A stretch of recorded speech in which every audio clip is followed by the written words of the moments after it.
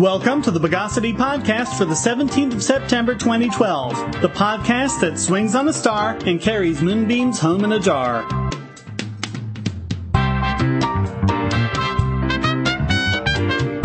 This is your host, Shane Killian. Let's organically fertilize the news of the bogus. Apparently, not just anyone can get a diploma.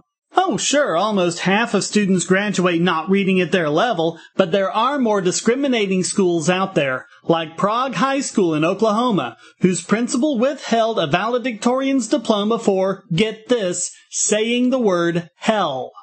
Caitlin Newtbar was giving her valedictorian speech at her graduation in May when she told the tale of a girl who had been asked what she wants to do and replied, "How the hell do I know? I've changed my mind so many times."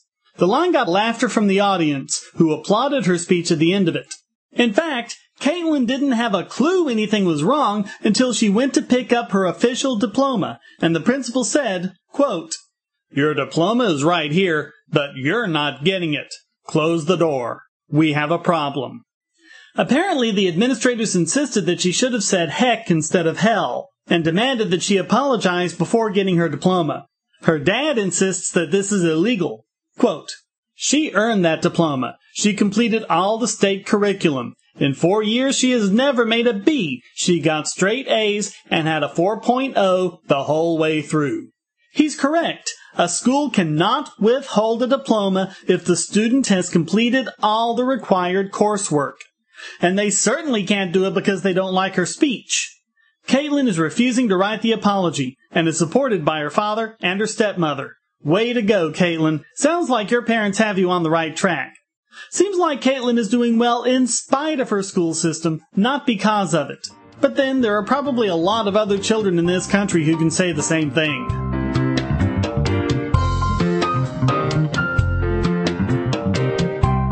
Everyone knows that organic foods are healthier for you. Well, everyone that is except people who've actually read the scientific findings about it. And now there's one more study to add to the pile. A paper published in the Annals of Internal Medicine concludes that, from a purely nutritional standpoint, there is no difference between organic foods and conventional foods you can buy at the grocery store, probably for a lot cheaper. This paper represents the most comprehensive meta-analysis to date of the studies performed which compared conventional foods to organic. They found no evidence to believe that organic foods were more nutritious or that conventional foods were more harmful. Dr. Dina Bravata led the team that conducted the meta-study, inspired by the fact that she honestly didn't know what to tell her patients about organic foods. She found what she called a confusing body of studies, which were all over the place about the benefits and risks of organic foods. She thought it was about time for a comprehensive systematic review. Her team looked at over 200 different studies that were relevant to the question of whether organic foods were healthier and less harmful than conventional foods, and they found no consistent differences whatsoever. They did find a consistent difference in the amount of pesticides present in the foods. Organic foods had 30% less pesticide than their conventional counterparts, but all of these levels were below the limits of what can be safely ingested, meaning that the extra pesticide residue you get with conventional food poses no greater risk to your health. Although the authors pointed out that their study didn't rule out the possibility of certain organic farming techniques being beneficial for certain types of foods, across the board, covering everything that qualifies as organic under USDA standards, there is just no reason to believe that when you buy organic food, you're gaining any benefit from it whatsoever based solely on its status as organic. Of course, the conspirators are out in force, saying that Dr. Bravata and her team, who were genuinely surprised by the results, are really on the take of everyone from Monsanto to the tobacco companies. And this is just another plot by evil capitalists to rob us of our money, when instead we should be giving it to those poor organic farmers. Ignoring, of course, that organic farming is a $24 billion a year industry. It's so sad that people in this country take vital issues like nutrition and turn them into pseudo-religious us versus them political issues. The harm isn't just to the pocketbooks of the people who pay extra for organic foods, but to all of us, into the additional economic benefits that extra money would have resulted in if it had been spent on other things, as well as the amount of good that could be done if all of this activism were directed to something more worthwhile.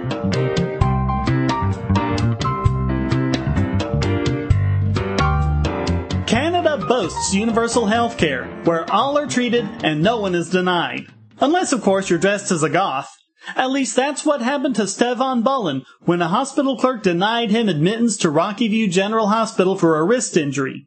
The incident apparently involved a common piece of goth gear he was wearing, an inverted cross. The clerk said he wasn't allowed in the hospital unless he removed it, which Bullen couldn't because of his injury. Bullen's compromise offer of wearing it under his shirt was rejected. According to Bullen, quote, "I'm there to get medical attention, and I find that absolutely horrible. I was basically denied medical attention right away because he didn't want to help me.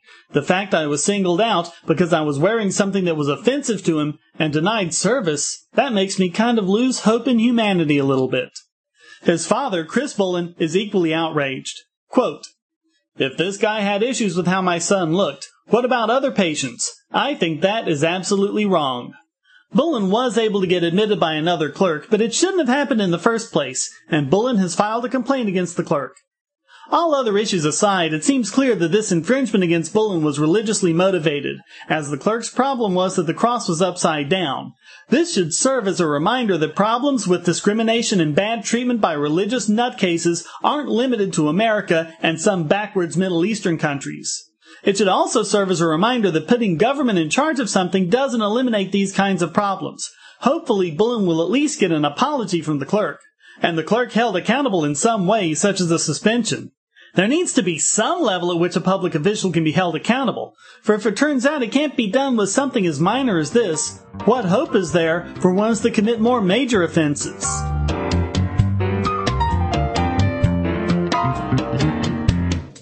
And now it's time to put liquid heat in the jocks of this week's biggest bogon emitter. As I mentioned earlier, it didn't take long for the conspiracy mongers to come out against the study showing no nutritional benefits of organic food. In fact, it took less than 24 hours for Anthony Gucciardi of the Natural Society to tell us all why it's a conspiracy of scientists to... I don't actually know. But it's interesting that people like that, in under a day, can completely refute a meta-analysis of over 200 studies that took a lot longer than that to complete. Hear the fail from Gucciardi himself. The commenters on a lot of the mainstream posts are already pointing out the fallacies of the study and how it's likely funded by Monsanto-backed organizations or something similar along those lines. What did I tell you? Monsanto is the evil company that rules the world from behind the scenes. You can spot the pattern. If an organization shows that government policies hurt the poor, it must be funded by the Koch brothers. If a hedge fund, God forbid, makes money during an economic downturn, it's obviously the work of the Bilderbergers and the Rothschilds. And if it dares to go against the pseudoscientific ramblings of New Age paleo-human Luddites, you just know Monsanto's behind it. Amazing how they're able to do this amazing detective work in just 24 hours. Sherlock Holmes will be proud. What happens is the average person really doesn't, number one, have a deep understanding of what makes food healthy, as we've talked about in the past.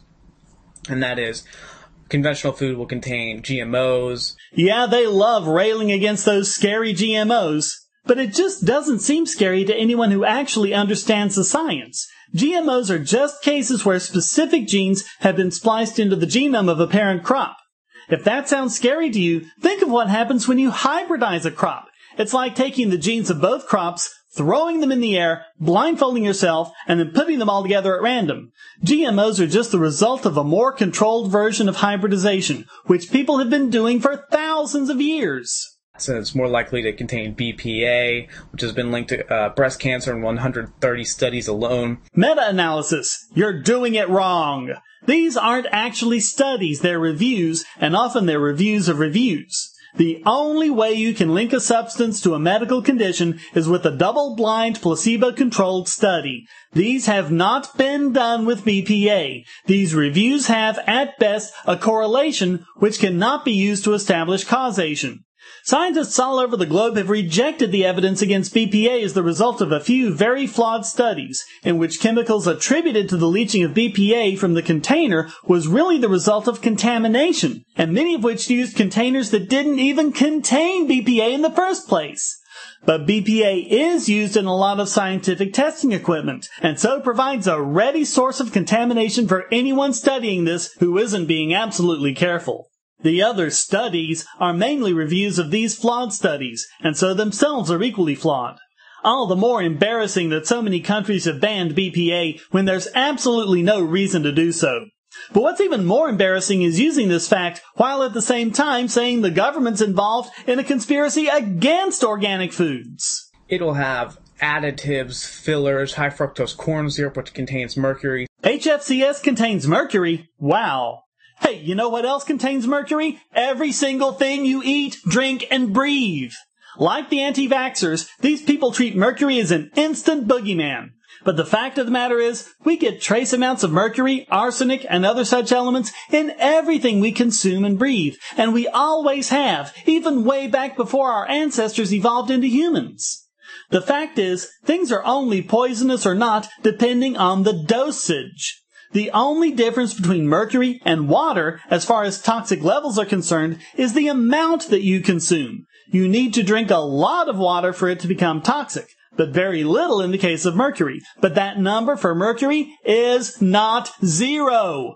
Like all pseudoscientists, they're misusing the facts to try to scare you, when in fact the exact same thing can be said about everything, including his wonderful organic crops. So the mainstream media will say, oh, well, we found some degree of pesticides in both, and they were below the legal limit. So it's perfectly safe and there's no difference whatsoever, which of course is untrue, to put it nicely. No, it is true. There is an amount below which pesticides or anything else isn't harmful. He does absolutely nothing to try to show that the levels of pesticide residue they found even approaches dangerous levels. The safety limit for pesticides is a joke. Just as there's a safety limit for mercury, and it's okay to have lead in lipstick and mercury and everything because it's below the safety limit. They don't talk about the compounding amount that you're getting on a daily basis. Because these substances don't bioaccumulate. We know that. It's been tested. They also don't talk about the fact that many of these pesticides are biopesticides, which are genetically modified into the genetically modified crops, which have been linked to mutant insects, mutant superweeds, cancer, and everything like that. No, they haven't, moron. There is no mechanism whatsoever for the ingestion of GMOs to lead to genetic mutations. Does eating a perfectly normal cow cause mutations that make you more like a cow? No, of course not. Ingesting these modified genes doesn't have any such effect either. Genes are genes, and your body breaks them down. Organic food actually did have a severe difference in antibiotic-resistant germs. Of course, anyone who actually reads the study knows that there was little to no difference at all in the presence of antibiotic-resistant germs in most of the foods they studied, and only a 33% difference between organic and conventional chicken and pork. And even that 33% increase wasn't enough to raise them up to dangerous levels. Also, they said that these results came from too few studies to be considered reliable. But the fact of the matter is that to say, oh yeah, they also didn't have antibiotic-resistant mutant bacteria, seems like somewhat of a concern right there. No, they did have antibiotic-resistant bacteria, just not as much. And here we go again with the word mutant being thrown around like another scare word. Like I said 2 podcasts ago, you and I are mutants. Everything you eat is a mutant. Every living thing on the planet is a mutant. So can we please stop getting our scientific knowledge from X-Men comics and start reading some real science? And then all on the mainstream news, they don't link to the study. Took me about 45 minutes to even find what they were talking about. This is an outright lie. On the Science Daily page, which he was absolutely using as a source, he showed the screenshot. You scroll down to the bottom of the article, and there's the reference to the published paper, in a link after that. It's even labeled link in square brackets. It took you 45 minutes to scroll down to the bottom of the page? Do you need any other reason not to take this cretin seriously? They don't talk about high fructose corn syrup containing mercury. Why would they? HFCS is an artificial ingredient. You don't get it directly from crops and animals. It has to be made in a science lab. Jeez. So this study is essentially saying, without actually examining it, because they don't really know what they're talking about. Oh, really?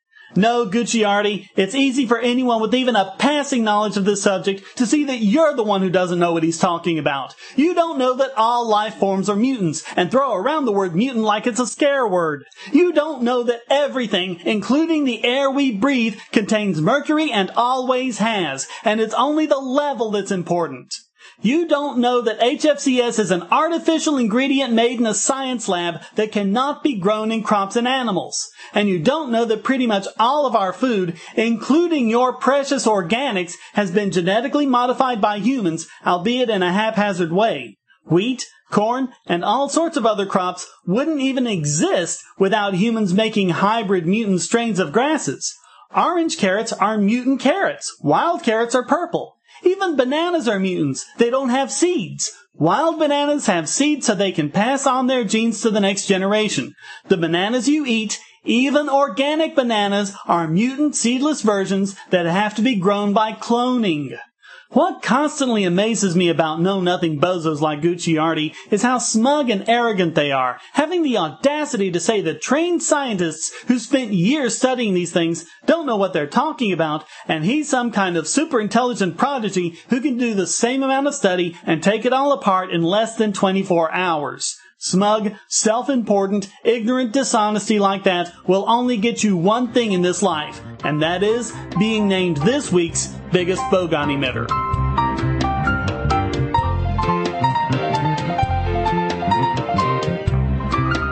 And now it's time to devolve this week's Idiot Extraordinaire! Why does it seem like, no matter how much Bogosity, no matter how much incredible fail there is in the world, from all sorts of different places, there always seems to be a creationist ready to come and leave them all in the dust? And a disturbing amount of the time, it's Ken Ham of Answers in Genesis. This time he's responding to comments from Bill Nye about the harm to the world that creationism represents. In fact, Bill Nye really doesn't understand science. Gee, that's funny, coming from a guy who built a museum that claims, among many other things, that the entire Jurassic, Triassic, and Cretaceous periods all existed in the same year, the year of the global flood about 4,000 years ago. Seems to me Ham's not the one who should go accusing others of not understanding science. He says if you deny evolution to children, they're going to have problems because we need engineers. Well, wait a minute. Engineering and evolution? What has evolution got to do with engineering? Oh, only a lot.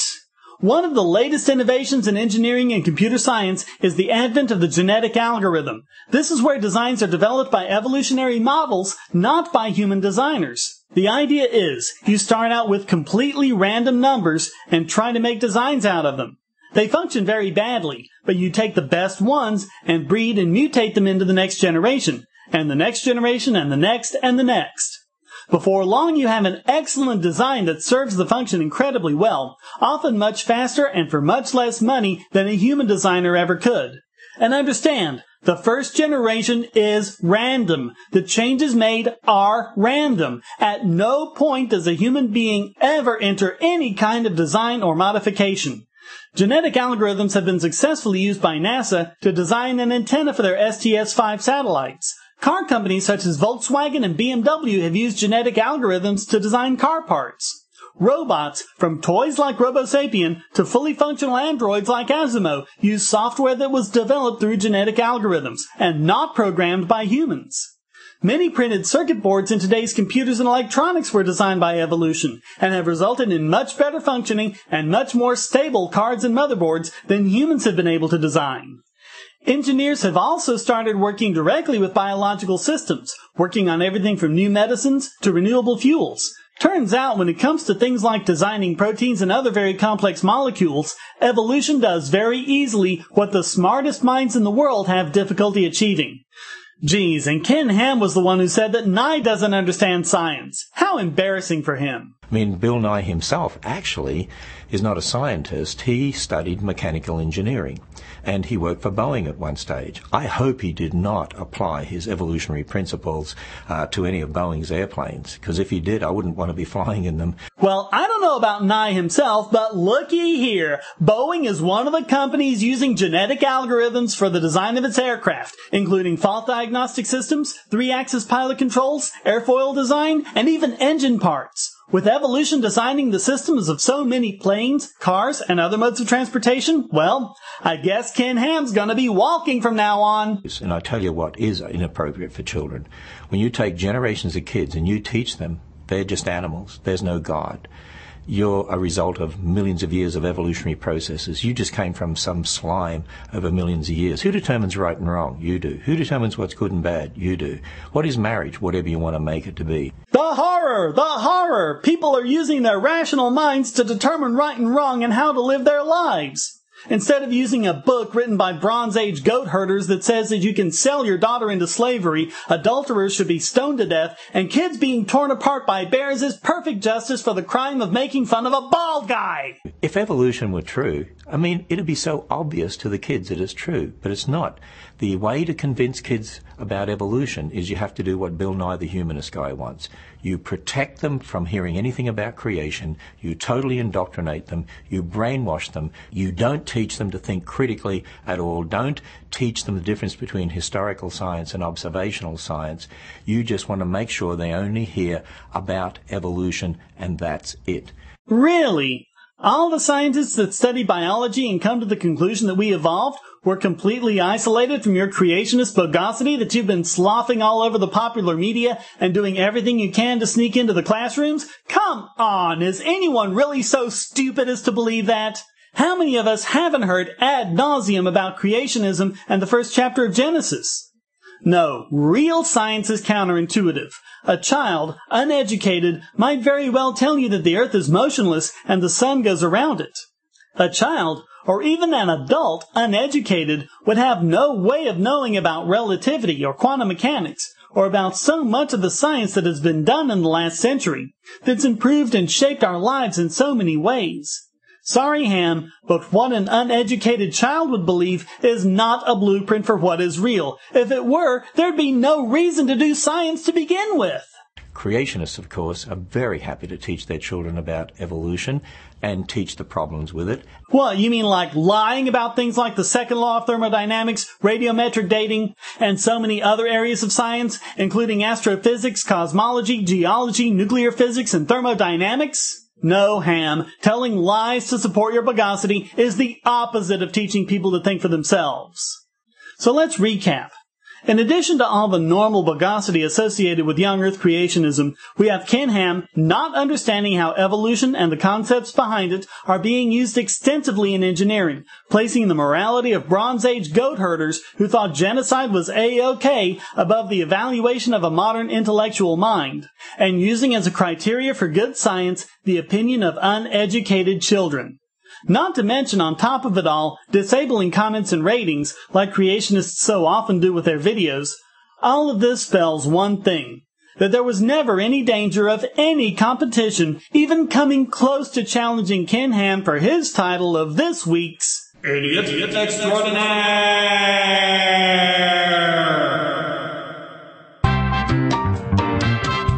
Well, that wraps up this inorganic, messianic, smart mechanic, ultramantic, transatlantic, Magellanic, oceanic, sunk Titanic, and state of blind panic edition of the Bogosity podcast. Please visit the forums of Bogosity.tv, where you can read the show notes and join the discussion on these and other subjects. This podcast is free, but not free to produce, so please use the donate button at the top of the Bogosity.tv website or down the right-hand side of the podcast page and give generously to keep this podcast going. And if you'd like to contribute to the podcast, just send a question, statement, news article, or rant to podcast@bogosity.tv. Put it in an audio file, and if it's good enough, it'll get played right in the podcast. Thank you for listening. Until next time, here's a quote from Richard Feynman. Our freedom to doubt was born out of a struggle against authority in the early days of science. It was a very deep and strong struggle. Permit us to question, to doubt, to not be sure. I think that it is important that we do not forget this struggle and thus perhaps lose what we have gained. The Bogosity podcast is licensed under Creative Commons Attribution Non-Commercial No Derivatives 3.0 Imported License.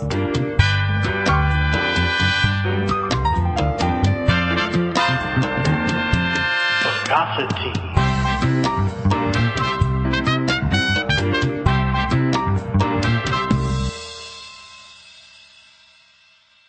Do you want answers to creationist claims against evolution? Would you like to know more about evolution yourself, or even engage creationists more directly, with actual peer-reviewed sources to back you up? My book, How Evolution is Scientific, is designed to show the basics of evolutionary theory and how it is so well supported using the scientific method. It's impeccably sourced, with references to the actual scientific material, and is arranged using the creationists' own criteria of what is scientific. Using their own arguments against them, see how evolution is scientific, but creationism is not, based on observations, accurate predictions, logic, and evidence. Get answers to common creationist claims, and even a primer on abiogenesis, the start of all life. It's all in my book, How Evolution is Scientific, available at Amazon and on Kindle, EPUB, and PDF as well. Get How Evolution is Scientific and never be taken in by creationists again.